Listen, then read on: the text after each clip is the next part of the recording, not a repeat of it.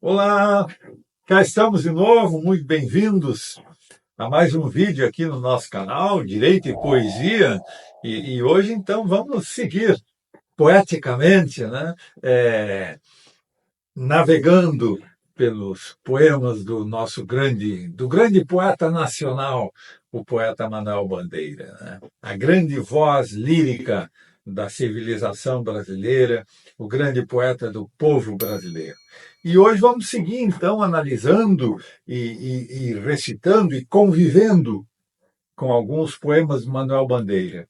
O estro amplo do nosso grande poeta, sua maravilhosa e grandiosa obra, né, contempla o povo brasileiro na sua essência e a vida pessoal de Manuel Bandeira, que sob muitos aspectos foi uma vida difícil, uma vida até marcada pela doença, uma vida quase trágica.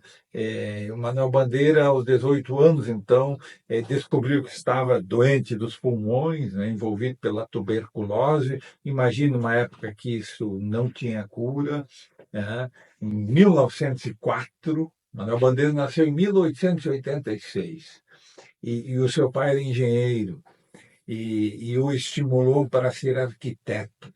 Então, motivado pelo apoio paterno, Manuel Bandeira quis estudar arquitetura. E a família estava morando no Rio de Janeiro, ele foi para São Paulo para se fazer arquiteto. Estava com 18 anos e aí foi acometido, então, pela doença nos pulmões e teve que abandonar os estudos e a sua vida mudou, né? Marcada pela doença, né? Digamos assim, a morte namorou com ele ao longo de toda a sua vida. E mesmo assim ele conseguiu chegar aos 82 anos. Né? O Bandeira morreu com 82 anos. Né? E então, em muitos momentos, né, como nós vamos ver hoje, a doença, o peso da doença, marcou também a sua poesia. Então, hoje vamos conviver com alguns poemas onde aparece esse lado assim um pouco doloroso, pungente e até sombrio, às vezes, de Manuel Bandeira. Mas, ao mesmo tempo, sem jamais, digamos assim, perder o seu humor. E vamos começar com um poema se chama Tragédia Brasileira. Essa tragédia brasileira de Manuel Bandeira é uma tragédia bem diferente dos fundamentos trágicos da civilização ocidental, as tragédias gregas, né? Famosas tragédias de Ésquilo, tragédia de Sófocles, os grandes trágicos gregos, né? A obra deles trazia assim uma densidade profunda, obscura. A tragédia elisabetana de William Shakespeare, por exemplo, né? Também. Mas se olharmos as tragédias de Sófocles, se olharmos as tragédias de Sófocles ou de Ésquilo e Eurípides, os grandes trágicos gregos, vamos ver que envolve as monarquias, a aristocracia, né? Como, por exemplo, a grande tragédia de Sófocles, Édipo Rei, né? O próprio nome diz, Édipo Rei, né? Envolve ah, os reis, como, por exemplo, a Orestia de Ésquilo, né? Trata do retorno da guerra de Troia, mas sempre envolvendo a elite, os reis, os príncipes, a nobreza. Assim também como a tragédia de Shakespeare, né? A tragédia de Shakespeare, Rei Lear, Hamlet, o príncipe da Dinamarca, e mesmo Romeu e Julieta, uma tragédia que envolve os amantes de Verona. Esses jovens amantes de Verona eram da aristocracia, era a nobreza, né, da Itália renascentista na peça de Shakespeare. Já os personagens da tragédia brasileira de Manuel Bandeira são gente do povo. É um funcionário público, Misael, um funcionário público da Fazenda com 63 anos de idade, e Maria Elvira, uma prostituta da Lapa. Esses são os personagens dessa tragédia brasileira do nosso Manuel Bandeira. Ela tem o sabor, digamos assim, de uma crônica policial. Lembra uma crônica policial, em que, pese ser uma tragédia, perpassa essa tragédia um certo humor. Como nós vamos ver, mesmo nos momentos trágicos e mais graves, Manuel Bandeira não perde o humor. Né? Então, vamos ouvir Tragédia Brasileira de Manuel Bandeira. Misael, funcionário da Fazenda, com 63 anos de idade, conheceu Maria Elvira Nalá, prostituída, com sífilis, dermatite nos dedos, uma aliança empenhada e os dentes em petição de miséria. Misael tirou Maria Elvira da vida, instalou-a num sobrado no Estácio, pagou médico, dentista, manicura, dava tudo quanto ela pedia. Quando Maria Elvira se apanhou de boca bonita, arranjou logo um namorado. Misael não queria escândalo. Podia dar uma surra, um tiro, uma facada. Não fez nada disso. Mudou de casa. Viveram 3 anos assim. Toda vez que Maria Elvira arranjava namorado, Misael mudava de casa. Os amantes moraram no Estácio, Rocha, Catete, Rua General Pedra, Olaria, Ramos, Bom Sucesso, Vila Isabel, Rua Marquês de Sapucaí, Niterói, Encantado, Rua Clá, outra vez no Estácio, Todos os Santos, Catumbi, Lavradio, Boca do Mato, Inválidos, por fim, na Rua da Constituição, onde Misael, privado de sentidos e inteligência, matou-a com 6 tiros e a polícia foi encontrá-la caída em decúbito dorsal, vestida de organdi azul. O próximo poema que vamos recitar e usufruir é um dos mais impactantes poemas da obra de Manuel Bandeira. É um poema também, pode-se dizer,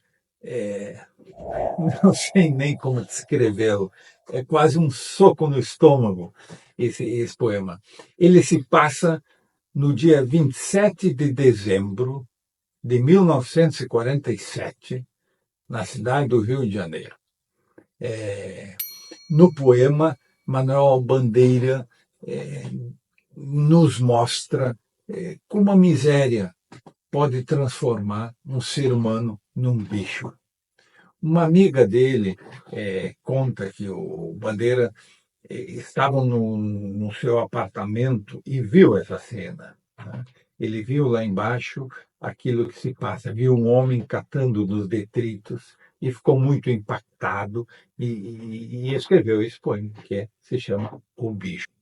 Como todos os poemas de Manuel Bandeira, né, a marca do grande poeta é a sua concisão, a sua simplicidade. O poema tem um realismo quase fotográfico e em poucos versos, em poucas linhas, ele descreve essa situação realmente impactante. Né? Então vamos ouvir O Bicho de Manuel Bandeira. Vi ontem um bicho na imundície do pátio, catando comida entre os detritos. Quando achava alguma coisa, não examinava nem cheirava, engolia com voracidade. O bicho não era um cão, não era um gato, não era um rato. O bicho, meu Deus, era um homem. O poema de Manuel Bandeira, que vamos analisar e recitar aqui nesse momento, é um dos mais célebres poemas do grande mestre. Né? Ele aborda o centro do drama existencial de Manuel Bandeira, o profundo desalento que lhe trouxe a doença, que eu há pouco referi, né? Como em 1904, estando poeta com 18 anos, se preparando para ser arquiteto, como queria o seu pai, foi acometido, então, pela doença dos pulmões e ele teve que abandonar todos os seus planos e pronto, e passou o resto os próximos anos tendo que ir a climas, né, serranos, né, Teresópolis, Petrópolis, chegou aí até a Suíça, nos Alpes da Suíça, para tentar né, buscar um pouco de conforto, né? E o pneumotórax é um exame que se fazia para quem estava cometido da doença pulmonar, né, e da tuberculose. Procurava-se introduzir azoto nos pulmões e com a esperança de cicatrizar os pulmões. Então era uma esperança o pneumotórax para, digamos assim, a cura ou pelo menos minorar os males de quem padecia da tísica, né, de quem padecia da tuberculose. Então, nesse poema que tem por título Pneumotórax, que remete para esse exame médico, né, que nós vamos descrever agora. E nesse poema dramático, quase trágico, né, está um dos versos mais pungentes de Manuel Bandeira, que nós vamos ouvir depois, ele está no corpo do poema. A vida inteira que poderia ter sido e que não foi. Isso é profundamente triste, pungente e dramático esse verso, né? Mas eu há pouco falava do humor. Manuel Bandeira, mesmo tratando de si, de um momento trágico, onde, digamos assim, a morte o rondava, ele não perdeu o humor. E esse poema trágico, ao final, nos fará dar uma risada. É incrível. Acabaremos rindo ao final desse poema dramático, que é o clássico Pneumotórax. Então vamos ouvir febre, hemoptise, dispneia e suores noturnos. A vida toda que poderia ter sido e que não foi. Tosse, tosse, tosse. Mandou chamar o médico. Diga 33. 33, 33, 33. Respire.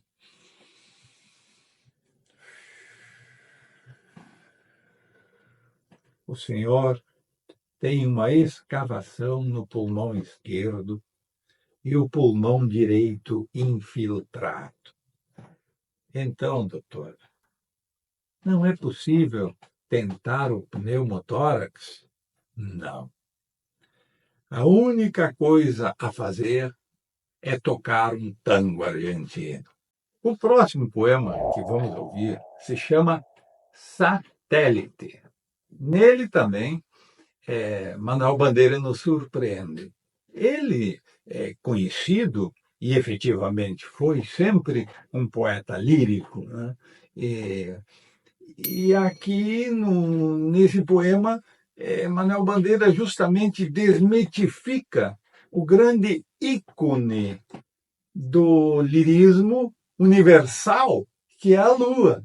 A Lua sempre foi, na evocação sentimental, né, esse grande ícone da tradição civilizatória humana, até se pode dizer.